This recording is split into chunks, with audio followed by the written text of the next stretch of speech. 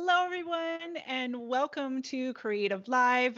We are here for another episode of our podcast. We are photographers right here on Creative Live TV. This is where we connect you with photographers, filmmakers, industry greats all over the world so that you can ask your questions, hear the conversations, participate with each other, and know that you are not alone in the creative journey. So if you are tuning in while we are live right now, whether that's on creativelive.com/TV, where you can click on the chat icon and join us in there, chat with each other, ask your questions, give each other examples and tips. And if you are watching on our Facebook, YouTube, Twitter, you can do the same. You can type on in there and I'll see your comments. And of course, we always love to know where it is that you are tuning in from all over the world, as we are a global community. So let's get started. Once again, I'm Kenna Klosterman, your host, and we are here on Creative Live for a podcast, We Are Photographers. And I am thrilled to bring on today one of our instructors who is highly rated, we know and love, and her name is Cielo de la Paz. And Cielo is a photographer, a mobile filmmaker. She is an educator.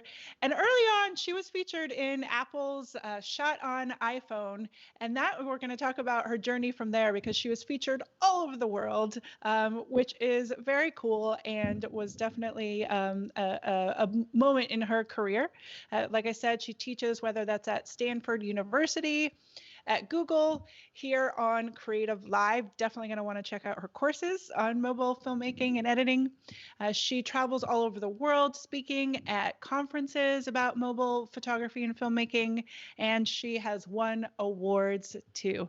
And she's just a lovely human. So Cielo de la Paz, thank you so much for joining us today on Creative Live. Hi, Kenna. It's so great to be here to see you.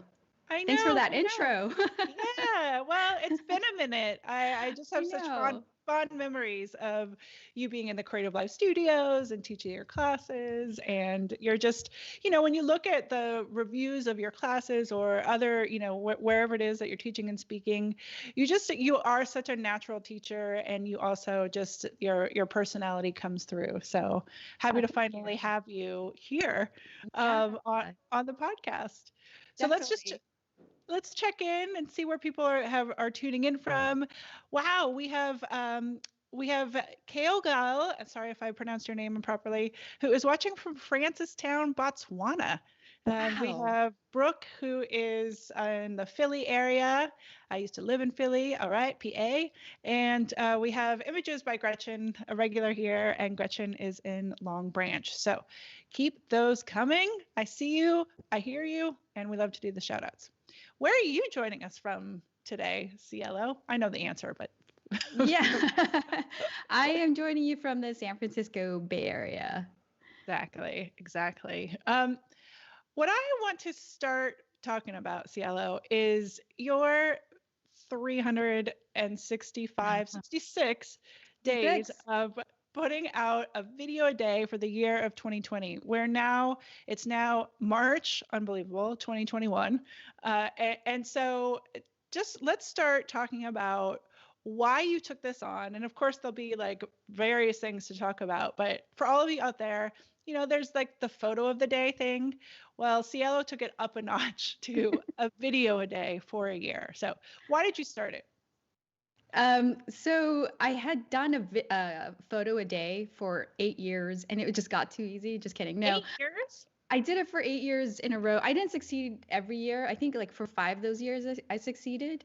And then I got into filmmaking, and I noticed I wasn't posting as much of my videos. And so I thought, as a way to just practice and also to get over the fear of posting something imperfect, because I feel like that's kind of what stops a lot of us, is we're just so afraid of putting imperfect work out there. And I know I'm such a perfectionist that that's always what keeps me from, showing my work. I said, I'm just going to commit to doing a video a day, whether it's good, whether it's bad. I'm just going to put it out there. To me, it was kind of like the equivalent of doing your piano drills. Like, you can't create your masterpiece until you've mastered your piano drills and your scales. So I feel like that was the same for video and video creation and storytelling. And so for that whole year, last year to me was kind of like it was my practice. And it just, oh, I learned so much from it. I'm so glad that I did it, but I'm happy it's done. Well, I think there's so many different things I want to talk about in what you just said. I mean, there's the getting over your fears of putting stuff out that until it's perfect. There's sort of relaxing with, who you are and what you're putting out there. In addition to just the what you learned. So let's start with the sort of what you learned from a storytelling. Let's start with the storytelling. What did you learn about storytelling in and of itself from this project? And my mind is blown by by 8 years of trying to do a photo a day. Well, I mean, we can get into that later, but that's how my work was found by Apple. Because I just had so much content out there. I think I just spammed everybody, and there's no way you were going to stumble on my work somehow. We will get to that. We'll get to that. Yeah. But what did I learn about storytelling? Quite a few things, actually. One is that that's the hardest thing, to be honest with you. It's not the technical. That's probably the easiest part, is the actual act of filmmaking, and the editing, super easy.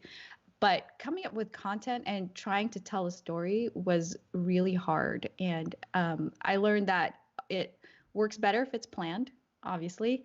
And there's different ways to tell a story, actually. So there's visual, right? But if you don't necessarily have all the visuals, which happen very often, because at the end of the night, it'd be like 9 p.m. and I had nothing, and I still had to come up with something. So it's not just visual, it's voice, and you can just put together a series of screens. There's many ways I learned that you can successfully tell a story. And before I did the full year, to me, storytelling had to be this full on, like with music, to me, it was something really it felt like it had to be a huge production. And I learned it didn't have to be. There's different ways to do it, but it is incredibly hard to tell a good, compelling story. Well, I think it's interesting because if you're somebody who's just starting using, again, we're talking mobile filmmaking, using your smartphone to be creating visual stories. It's one thing, probably all of us take photos with our iPhone, take perhaps videos with our iPhone, but the then doing something with it, the editing part. I've got thousands of little video clips on my phone, like literally thousands. And because I'm always thinking like, oh, I'm going to do something with this or that. And then I don't. But part of that is both like not knowing how to edit. I don't want to say not having taken the time to actually do the work to know how to do it and all of that. But then there's, like you said, the storytelling part. So it's interesting to me that you're like, oh, the technical stuff is easy, whereas for me, I'm still hung up on that part. Talk to me about the ease of, like, did you, again, you teach the editing part, and the filmmaking part. So what are things that people most often say like are hard about the technical side that you tell them, no, it's okay, like you're going to be able to do that part? Yeah, so editing is always what people say they have the hardest time with. But after it's funny because it's a little bit backwards. People think editing is going to be really hard because it seems the most technical, and it actually always ends up not being the hardest thing. And I've taught hundreds, if not thousands, of students. It's actually, editing will come easiest once you know where the buttons are and like how to place things where on a timeline. What's harder is the filmmaking, actually. But people think, if I just wave my phone around, I'm already filmmaking. But no, it's hard. It requires more skill and nuance, actually, to film something well. Whereas with editing, you can kind of like mess around and you'll end up with something decent. But I think, I say it was easy for me because I obviously have an advantage. I teach it. So it's kind of unfair, for others to try what I did if they didn't have the skills on the phone to edit and film. But it's not as hard as people might think, especially if you're doing the editing on your phone.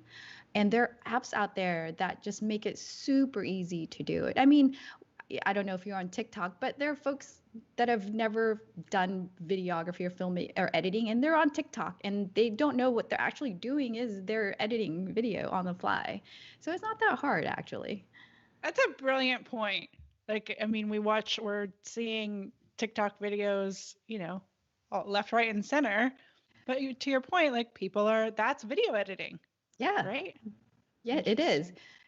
Yeah, so I think we're all just. I know my students when they first start, especially at Stanford.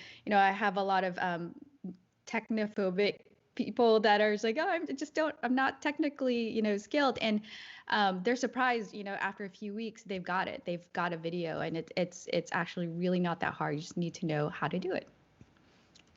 So let's go back to again what you learned over this, because I just I started to watch some of them, and it's so fun because you see like, oh yeah, she had to get really creative, and she did. But it was also interesting to see like just literally looking at some of the videos from the beginning of the year, pre-pandemic, like like it's just it's so how did things change for you once things changed for us all in the world? I know. I actually was first kicking myself for doing this during a pandemic year because clearly I wasn't traveling. I mean, if it were done just the year before, I would have had beautiful scenery, seen Ireland and London, like all sorts of cool places. And this year it was literally my backyard half the time that you were seeing. But I am actually glad that it did happen during the pandemic year because I was able to capture momentous events of 2020. And to me, my feed from then, it feels like a historical piece, to be honest with you. Especially you can contrast the beginning of the year, January. I did a trip to LA and just kind of like the freedom we had of walking around without masks. And just I was in a crowd at Staples Center, and then towards the end of the year, I'm most of the time alone, and a lot of times I'm wearing a mask. So it was just really interesting to see that contrast of before and after. Yeah, absolutely. And it like you said, it's you had one idea in mind, but then I would imagine like, did it force you to have to get even more creative because you weren't just like traveling and in this new and cool place? Yes. And so again, going back to the like storytelling, how did you like tell us about a time where you were like where it was that 9 p.m. and you're like, I don't know what I'm gonna do today. That happened so many times. um, yeah, so I felt like it was kind of an equalizer for me because I know a lot of folks would have said to me before, well, that's easy for you to say to be able to film something because you're always out and about and you have interesting things to show. Well, last year I had nothing to show. So it was kind of like for everyone that complained that all they had was their house. Well, guess what? That was all I had. And come 9 p.m., I had nothing. And so a lot of the times, I don't know if you saw that one. I just spun around in my chair and I filmed it. And then I just made some cool effects and just kind of talked about how I had nothing to film. And that in itself became a story. So I kind of showed like, how do you tell that story of no ideas? So that's a story. I really forced me to be creative. I was very surprised with what I came up with sometimes. Well, and I think that's the thing. Like we always we all get in creative ruts. We all in that moment of like Yeah. panic, like I don't know how I'm gonna get out of this creative rut or whatever. Because if like I don't have the idea now, how am I gonna get to that idea? But to your Yeah. point, I, like I think that's the thing is when you are in a creative rut, the worst thing you can do is do nothing. Just the act of doing it gets you out of that creative rut. And you're probably not going to produce something amazing, but it'll get things kind of kickstarted. And if you just keep practicing, and to me, it became kind of like a discipline, just do it every day. And that you don't even, it's not a decision to make. That decision was already made January 1st, 2020. I am making a video today.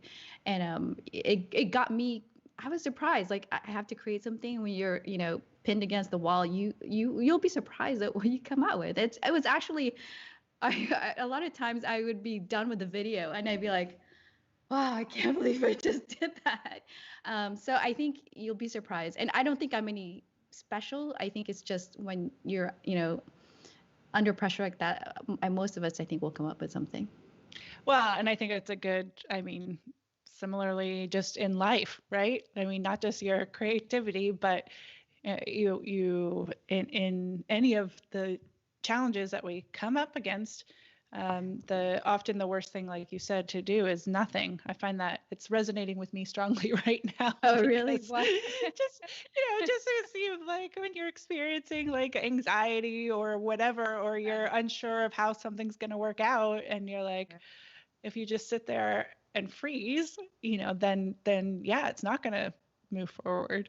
I do want to give a shout out. We've got some people again continuing to tune in, and Jason Ruby did 225 daily videos with you. Oh, he's amazing. Oh, you guys should look at his Instagram. He had a full-on set.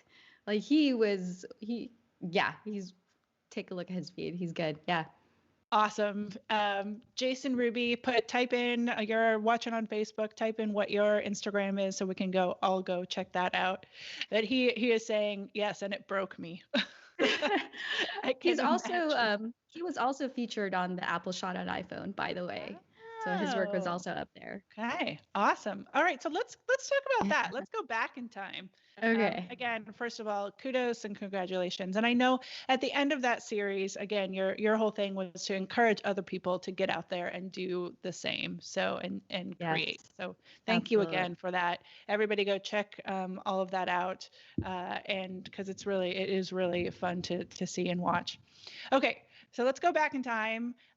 What were you doing? Where were you in your career and all of that? And how did the Apple iPhone campaigns, Shot on Apple, come about? And yeah, just to tell us the story for folks who don't know it. Yeah, so I had mentioned earlier that I was doing this photo a day project. I believe I started the first one in 12 or something like that. And then I was posting on Flickr and on Instagram, and one day, I think it was 2014, I don't remember exactly, 2014, 2015, someone on Flickr randomly messages me and says, hey, we'd like to license your photo, but you need to sign this NDA. And I almost said no, actually, because I was like, why do I have to sign an NDA? That doesn't make any sense. I had licensed my photo to, other, brands, and I'd never had to sign, an NDA. So it's like, I don't know. But I signed it, and it ended up being Apple. And at that point, it was the first year that they ran the Shot on iPhone ad campaign. So I had no clue what it was going to be. And in my mind, it was going to be maybe like a poster at the store, or something like that. That's what I thought it was going to be. It's like a poster, maybe a sticker. I don't know, like a little card that, I don't know, like marketing stuff. And then I think I didn't find out until it was actually when they almost launched, and they said, by the way, it's going to be these billboards all around the world. And I was like, what do you mean billboards? Like the big ones? And I was so blown away, and I did not realize it was going to be that big. It's probably one of the most exciting moments of my, photography or creative life. But that was just a lot of fun. And take us to like that, because I mean, I can only imagine seeing your image, on a billboard when again, Yeah. that's taken on your phone. This is before we all, were taking Yeah. photos on our phone, and the quality, of Yeah. course, now is different. But like, where were you? Which billboard did you see? Yeah, And I what was know. the image? Tell us more Oh, about that. right. Oh, the image was interesting. Okay, again, I was forced to be creative because I had to do it every day. And the photo that actually got featured, I don't know if you can see, it's actually behind me. It's the red umbrella. Um, it was one day I almost didn't go out that day to take a photo because it was the worst storm ever in the Bay Area that we had experienced in 16 years. It's like, well, I still have to take a photo today. So I went out and I was like, what does the worst storm look like? And I went outside and with my umbrella, and then I saw the reflection of the umbrella on the ground, and I snapped a photo, and that was the photo of the day. And I posted it to Flickr, and that was the image that they selected. So that was really exciting. Not to get into like my life at that point, but to me, I think I've attached a lot of meaning to this whole campaign because I had gone into photography to just kind of get out of like a rut that I was having in my life. Things weren't going We well. do want to get You into want to get? oh yeah, that's what this podcast is actually all Oh my about. gosh, is this Oprah? Yes, yes. um, yeah, so okay, I had just gotten divorced at that time, and I used photography as a way to just kind of have peace. Like I got into hiking and I went out on my own, and it was like my one piece of joy that I had in my life. And so for something to come out of that whole thing and to bring me joy, it was just, to me, it just meant so much. And I had just poured myself into photography. I was on CreativeLive. You don't even know like how many lessons I took on the platform. Um, and it was just amazing to get some kind of, not payoff, but just to get something great out of it, like that happened. So I was extremely happy. I think I overdid it. Like, actually, it's like, I want to see one in person. So there was, at the time, there were no billboards of mine in the Bay Area, and so I just flew all the way to New York to go see it. And I stood in front of the billboard with my kids, and my mom was there too. And then we took a photo, we took selfies. But the funny thing was, as soon as I got home to San Francisco, there was a billboard there. So I was like, okay, great. But you got to go to New York with your I did kids it. and I your had to go mom to and stand there and New York. see it there. I mean, Yeah, that did make it more memorable. what um what so that was still images, and just my like geeky head was like, what was the resolution of images at that time that they were able to put on billboards versus Yeah. now? I mean, you said this was in It was with the iPhone 6 that I took that six. photo. So Okay. I don't know if someone can Google real quick what Yeah. the resolution was for the iPhone 6 back then. Yeah, I was surprised. Like, how are they doing that? Yeah. Did it then go to video? Did you, yeah, Yeah. talk to us about that. And then the following year, I had a couple more things featured. So one was a photo, again, of my son. So that was really special because it was him.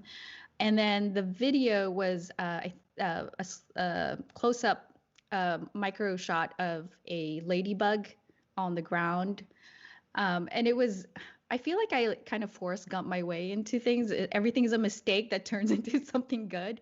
Um, but like that ladybug video, so I was actually out early morning taking a sunrise photo, and I dropped my lens cap for my lens on the ground.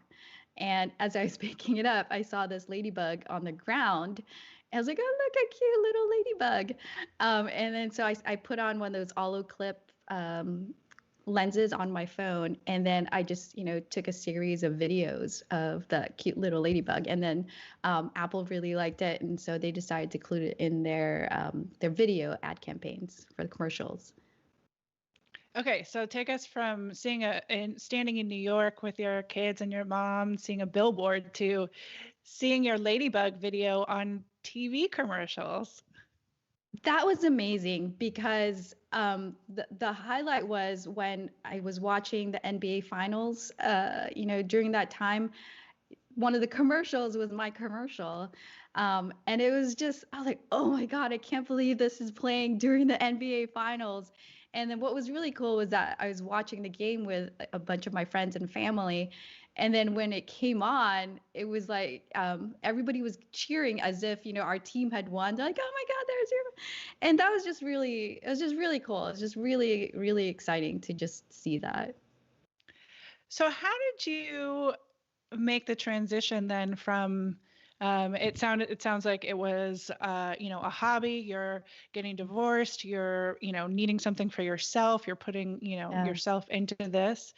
How did it then go to your teaching, and this becomes your profession? So I think it was because of some friends just asking me and assuming I knew what I was doing, to teach them how to use their phone to take photos and videos. And at that time, no one was really creating videos using their phones. So I think I was sort of an early adopter. And I was more than happy to teach them. And then the more people asked me, I thought, oh, maybe I'll just, like start teaching this. And so I started a YouTube channel, just kind of teaching it. And then Stanford found me and also assumed I knew what I was doing. Um, and then they liked the way, I was kind of teaching. And then I just started teaching at Stanford.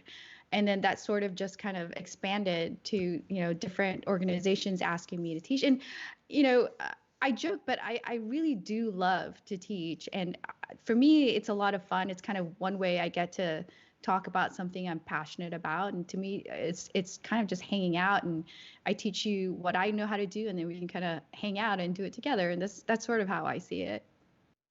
Well, I appreciate that you mentioned a couple of times like people thought I knew what I was doing, and so I said yes. So talk to me about imposter syndrome, and Oh my and gosh. how because we all have it, and talk to me about that and how you work through that.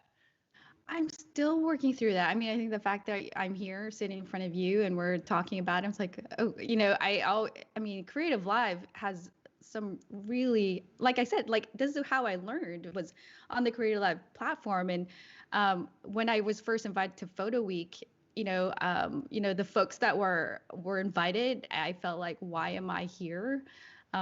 They all seem super experienced and they've been doing this for years and years, and I've just been doing this for, maybe, 2 or 3 years. I mean, it's real. And how do I overcome it? I try not to think about it in that way. I try to think about it as I have this knowledge and I just want to share it. If people don't think it's useful to them, then then they don't have to take it. But if I keep getting asked to teach, and I will always say yes. And it's up to everyone else to determine, whether it's good or not. I mean, it's not my job to do that. My job is to just share what I know. I think that absolutely has to be the attitude, right? Because it can get so spun up in what, yeah, you're just also spun up in like comparing yourselves to others or what have you. And so if you're able to go with this is what I know, this is, for everybody out there, and whatever it is that you're talking about, or not just even just teaching, like it all comes from your perspective. Here's what I know, here's the way I go about it. And Yeah. that, and you're the biggest authority on you and what you know. So um, it's yeah, making that separation between um, yourself and Yeah. others. Yeah, exactly. It's kind of like, this is what I know, and I'm sure this isn't the only way, and I'm sure there are other folks that will do it a different way. But, like especially when I teach, it's like, you saw who I am and what I like, and you signed up for it, so here you go, take it or leave it. Talk to me about the mobile filmmaking community. because, Yes. I know that you've, gone to Ireland there's a annual mobile filmmaking Yeah. conference there, and you've spoken there, and just, I mean, it really is. I mean, feature Yeah. films are now made Yes. with mobile devices. Hmm. Talk to me about the community and I don't know. Yeah. Yes. I don't know Yeah. specifically what, but talk to me. No, I love the community. I feel like my passion didn't really come alive until I met all these people who are as into it as I am. And you know how it is, you kind of like feed on each other. And it's just, I really miss this community because we weren't able to meet last year nor this year. But it's a small, tight community. And everybody knows everybody, and everybody's super, not nice is such a generic word, but I think generous with their knowledge. And we're all just here trying to help each other out. That, tell somebody about like this new thing, that new thing, how to do this and that. It's a great community. Even like the hardware makers, the app makers like Filmic Pro and LumaFusion, they're very accessible. I was surprised, and I even now consider them, friends. I'm up in Seattle there, like I'll go see the Filmic guys over there. So, and also the LumaFusion folks. And it's such a, I don't know, it's like it's such a special community, and it is global, which is you get different perspectives, and a lot of the folks are journalists, and so it's really amazing to see what they're able to do and how they're able to tell their stories just with the phones. All right. So normally I don't get into gear necessarily. And, there's a lot of gear podcasts out there, Right. but I think But that a lot of people want to know with mobile devices. And since you just mentioned, Filmic and LumaFusion, yes. can you talk to us? And you also mentioned in your, when I was watching your 5 things that I learned from doing the 365 Mhm. videos, that I thought it was interesting that you said that you can have like a perfectly lit and beautiful story, and that you actually got more engagement on like the tips and the gear.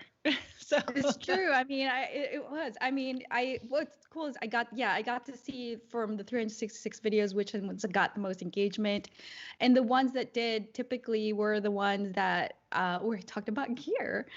And I don't know, I'm not necessarily. I don't know if you want me to talk about gear, but um, I think because yes, it's the easy thing. let's do. It's the easy Yeah. thing for people to wrap their heads around because everything else is pretty vague and you don't really know what you don't know. But gear is pretty easy to kind of wrap your head around. And I think that's why folks kind of start there first. It's a good start. It's Um, true. It's the tool. It's the it's the tool, and tool. then there's the more. Then there's the art. Right. So what are Exactly. some of your favorite tools? Let's So talk. my favorite tools, I'd say as a mic, you gotta have a really good mic, and I feel like that's always overlooked. Everyone kind of focuses on the gimbal. Everybody likes the cool gimbal because it feels like I'm officially a mobile filmmaker. I've got my gimbal. But I'd say like my favorite mic is one of them is the Rode Wireless Go. It's a wireless mic and it's very versatile. So I really like using that. I actually don't use the gimbal as much as most people might think. The whole point of mobile filmmaking for me is to just be as mobile as possible. And so the less gear, the better. Um, I like to use one of the Joby tripods, just to kind of hold my phone and to carry it and like to put it on the ground if I want to film myself. And I think with those two things, those are my, everyday. I won't go out the door without those two things.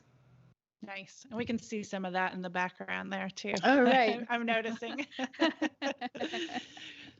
So how do you go from like tool to like when you're teaching, I guess, like from tool to art? Ooh, that is a good question.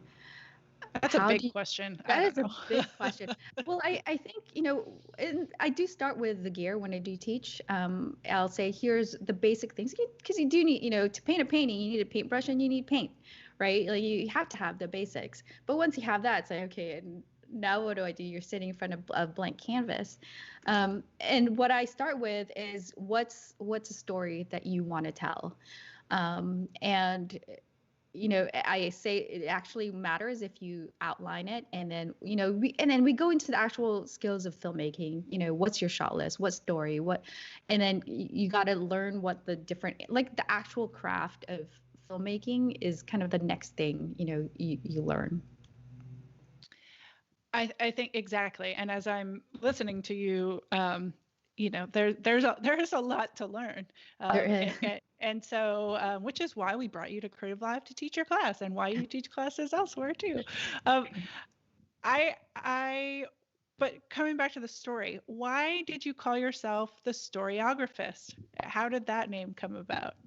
Yeah, because I didn't want it to be about the gear. I didn't want it to be about the iPhone. I wanted to focus on the fact that I am storytelling. And right now it happens to be the iPhone, but it could be anything. And I didn't want it to be focused on the gear and the tools, because at the end of the day, what matters is the story that you're telling. And I always stand by that. And I think it's really important to just remember that it's the content that really matters, and everything else will switch out. Well, I think it's interesting to think about, again, you saying like that you learn the gear, and then and the tools, and then that's the thing, and then the content and the story perhaps becomes the more challenging part. What do you hear from your students as to is like what are some of the things that you see your students, like the biggest mistakes that people make sort of when starting out, that you're able to like quickly come around and be like, no, if you approach it this way differently? I think there's quite a few. I mean, I think the biggest mistake, and I don't know if this is too vague, but is is expecting to produce something amazing right away. Uh, and also, and this gets into how people learn, is that I think you first need to learn the mechanics of editing. And so don't worry about what footage you're using, just kind of learn. And so I think that's a big mistake, in that like you're trying to learn storytelling and the mechanics of editing and filmmaking all at once, which is a really hard thing to do. So I kind of say pace yourself, just learn just how to actually move your phone, because that can get tricky. Just learn that part first, and then learn editing. And then finally, when you know those two things fairly well, put it together and do the storytelling. And I think one of the mistakes of when it comes to storytelling is not really being aware that you're trying to tell one, and that there's an actual structure to storytelling. In the most basic level, you have to have a beginning, a middle, and an end, whereas the end should be kind of different from the beginning. I mean, very simple way to look at it. And I think it also assuming that your story has to be epic. I mean, just because it's called story, it doesn't have to be like this epic, I climbed a mountain and came down kind of thing. I mean, it could have been like as simple as, when I couldn't find what to film that one night, it was just like the story of me agonizing over how to film. I mean, so I think it's just it doesn't have to be epic, learn the mechanics, and then go from there. Yeah, it doesn't have to be epic. That is definitely when especially when you're starting. I need to tell myself that more. So let's talk about something that you created though that was epic. Like, tell us about creating, maybe it's not out of like the 365 project, but like what are you most excited to be creating now? As maybe it's whether that's longer stories or talk to me about your personal development as a storyteller. Yeah, so I am actually trying to create something epic now, which is like, oh my gosh, let's see how this goes. I have up until this point, I haven't created anything longer than, I don't know, maybe 15 minutes. Which is Um, long. yeah, Which is 15 minutes yeah. is long. And I had been wanting to do this documentary about, it's a personal one about my family, and I started it, and unfortunately can't complete it because I'm telling myself that I need to travel and go to the places where I had wanted to film. So it's kind of like pause right now. I've done what I can locally, but that it's hard doing something longer because there's more new things to worry about when you're creating something longer. I really had to be organized and plan um, and actually have more pre-production happening. Whereas for the shorter ones like YouTube videos and whatnot, there's very little pre-production. Um, and so that to me is we'll see how it turns out. I mean, but it's an epic effort for now. I mean, just even to start such a project is an epic effort. Yes. Is I guess, I mean, yeah, I mean, we're in a world where we have to put certain things on hold. Yeah. But is there, can you, I don't want to, if you don't want to talk about the story itself right now, because it's still in progress, but I'm just curious as Yeah. to Yeah. like what your vision is, or Hmm. you said it was about family. So, Yeah. so, Yeah. so It's why actually, that, I guess?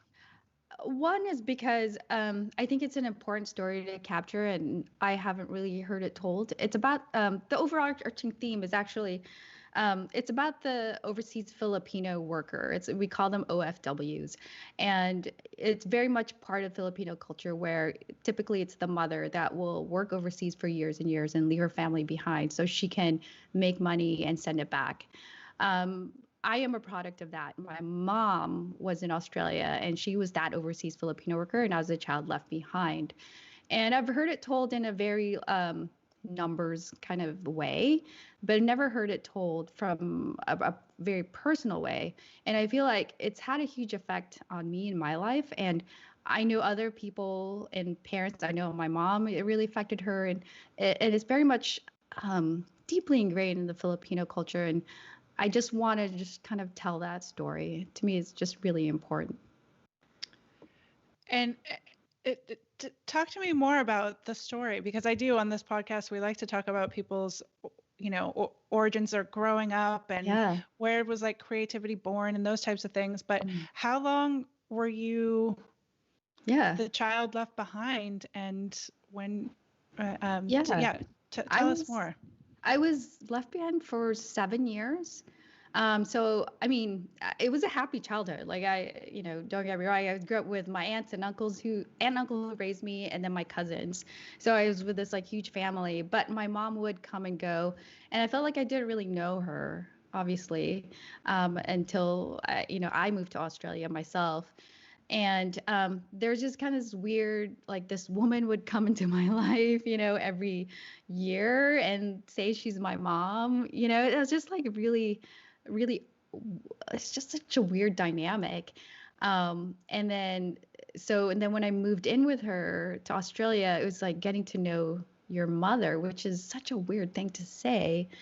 Um, and then we kind of like grew our relationship from there. So and it's not unique to me. That's the funny thing. It's not unique to my it's not. It happens a lot in the Philippines. And not just in the Philippines. Yeah, that's true. Yeah. Just again, I guess what I was thinking was about, those first 7 years of your life is when a lot Yeah. of like that is when you have the ability to be creative and to, you're kind of in this little bubble before your brain changes and starts to Yeah. like Yeah. not be as, emotion, that's like the emotional period of our lives and seeing the Right, world in a right, different way. right. Um, and you're a mom, Yep. and a single mom, Yeah. and Yes.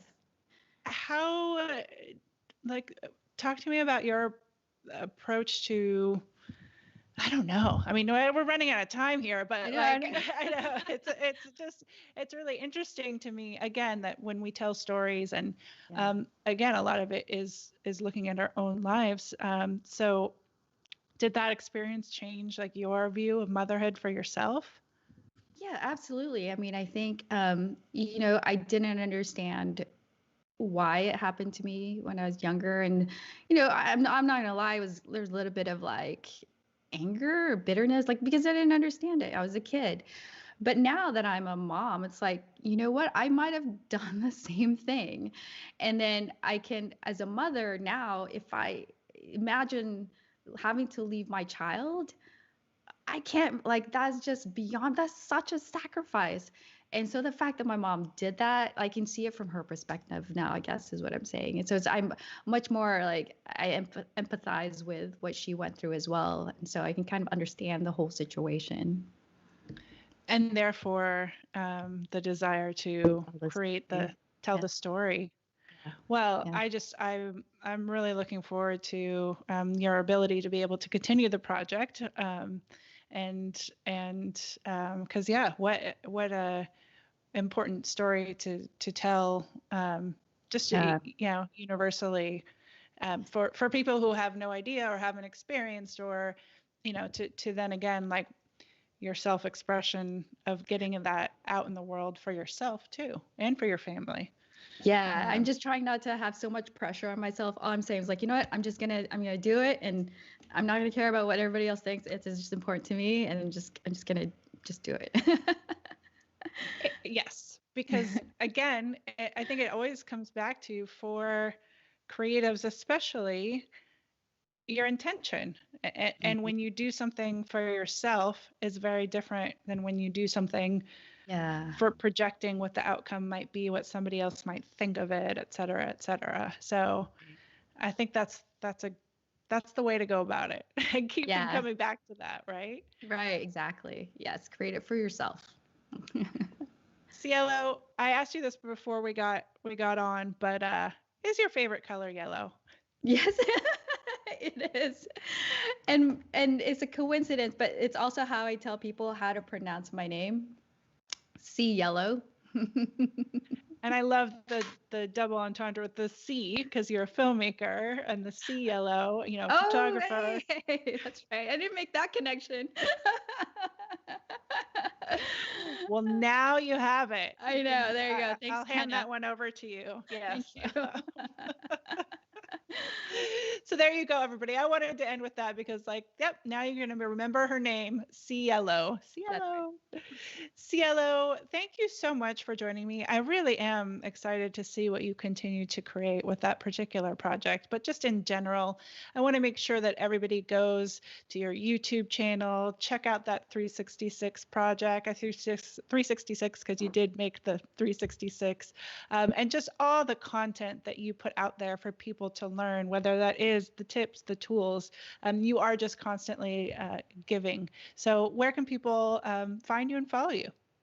You can find me on YouTube. It's slash iPhone filmmaking, or on Instagram where I post my videos. So I'm at the Storyographist on Instagram. Awesome. Awesome. Well, thank you again Thank for you for joining us having me. today. It's so great to see you. Same here. And again, of course, you can check out Cielo's classes here on Creative Live, or get on her. You've got freebies on your website. Go, check those out as well. So thank you again to everybody who tuned in. Before we go, I like to continue to give those shout outs. We had Lynn, who was chiming in from Esperado, California. We had Mr. Brown Canadian in Vancouver. Tom, thank you, is saying fantastic interview. Jason, again, we mentioned Jason Ruby earlier. His Instagram is at Jason Minute. So definitely go check him out as well. And on and on and on they come. Dave, Sharon in Canada, Phoenix, Cairo, Egypt, Oregon, Thank you all again for joining us here. If you have not already, I highly invite you to subscribe to our podcast, We Are Photographers. You can do that anywhere you listen to podcasts, as well as you can check out all of our 113, I think now, episodes on creativelive.com/podcast. This will be released as an audio podcast as well. Every Tuesday, those are released. And of course, you can also see what's coming up here on CreativeLive TV. Where we continue to bring you unique programming, whether that is conversations and interviews or performances. And we're just excited to be able to be streaming from our host to yours. And we're all in this together. So thank you again, Cielo and Cielo. And I will see you again soon. All right. Thank you so much, everyone, for tuning in.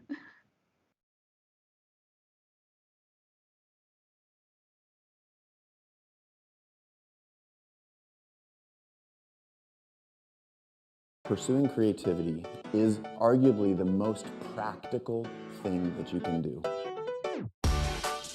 We humans are adaptation champions. That's what makes us human, our ability to imagine.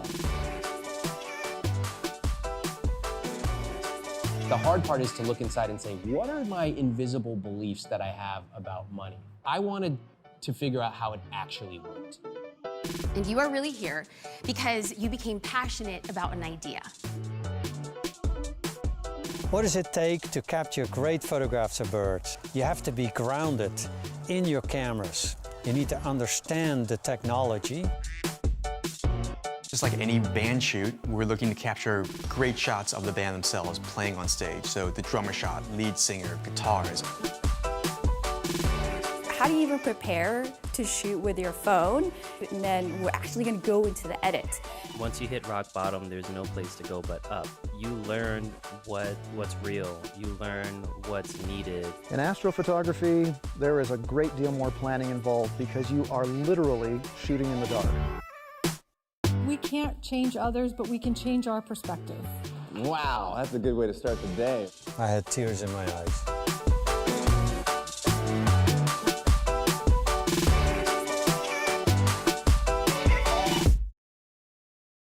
Hey guys, what's up? It's Chase Jarvis, founder and CEO of CreativeLive. You all know that we have more than 2,000 classes and more than 10,000 hours of learning, inspirational, and motivational content on the platform. I'm super excited to announce a new experience on CreativeLive. It's called Fast Class. You've told us that you're busy and sometimes it's hard to dive into a full class from start to finish. So essentially, we're now giving you a shortened highlight version of our top CreativeLive classes. You can always dive into the full class with 5, 10, or 15 hours of great content. But now, if you're just looking to focus on a few of the highlights or want to be able to skip quickly to something that really interests you, you can now get a shortened fast class version of that class. We're also thinking this might be able to help you explore a new craft and save time while doing it. This is a great tool to curate your learning experience to help create the life that you seek. So you're probably thinking, great, how do I access this new experience on CreativeLive? That's easy. All you have to do is be a subscriber to the Creator Pass, and then all this is yours.